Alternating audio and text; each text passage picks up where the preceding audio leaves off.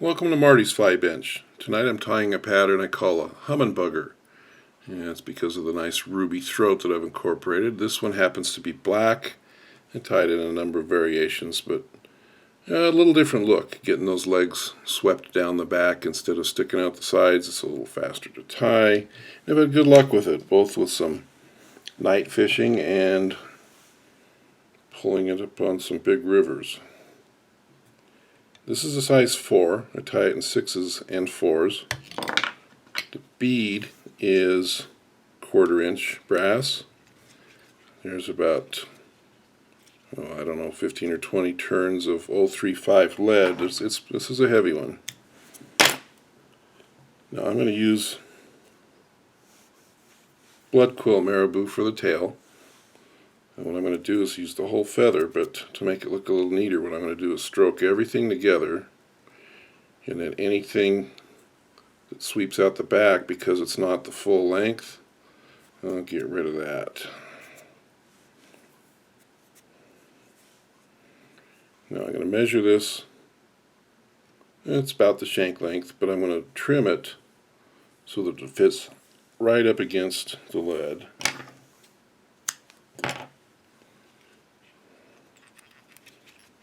That'll give me a smoother transition when I wrap the chenille forward.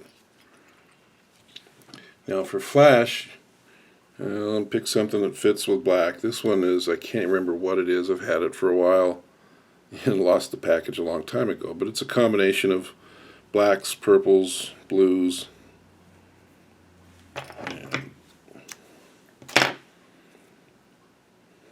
The flash on this is somewhat subtle, but there's a lot of it, so I'm using quite a few strands here.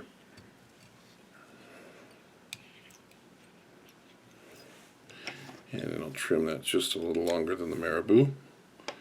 And since this stuff is flat, I let it flatten around against the hook shank. It's going to kind of shroud that marabou. Now, for body material, this is Spirit River Pearl Black Estaz.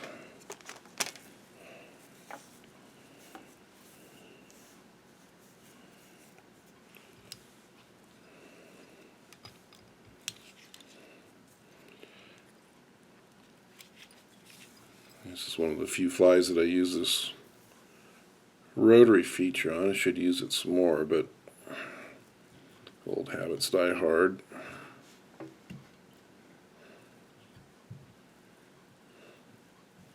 Now I'm not going to bring it the full distance forward. I'm going to leave some room up there for the ruby throat. Before I do that, I'm going to tie in the legs.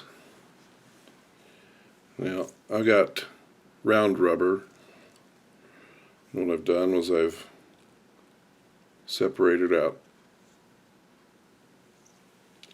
6 strands of it. By keeping them together, this makes it a lot neater to tie in. You see there, they're all side by side, they're all on the top. And then I'm going to trim them so that they're about 1/2 to 3/4 the length of the marabou tail. If you just leave that together, it's a lot easier to work around. So I'm not going to separate those legs just yet. For hackle, you can use schlappen. This is a feather off of a whiting American rooster saddle. Nice shiny black. I'm going to tie this in at the front. Some of you have seen me reverse hackle these things. It just lets you use the whole feather. Now get some red inserted.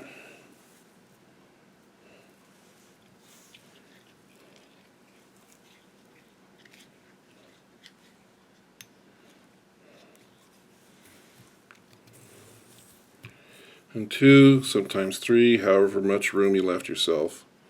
When the chenille gets to the bead, that's when I tie it off, no matter where it is on the wrap.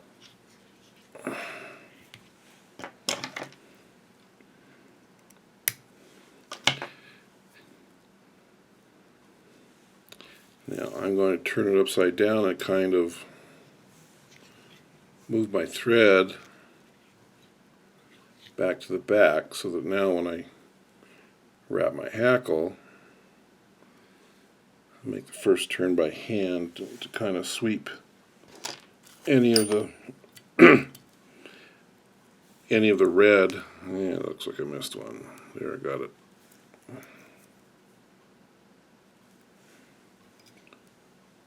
Couple turns right behind the bead,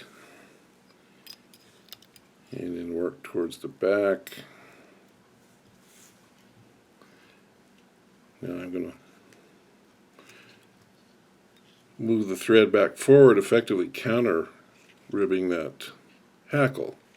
So if the hackle stem ever breaks, it's not going to unwrap. This makes for a pretty durable fly. Now I'm pretty close to done here. All I need to do is tie the whip finish and separate those legs. Slide these wraps down the bead. Since I'm not tying any materials in with these wraps, just a couple of whip finishes will do. Don't worry about head cement. You see that's nice and neat and butted up right against the bead.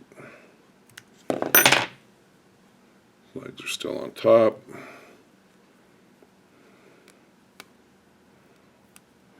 Just kind of stretch them apart and they'll separate.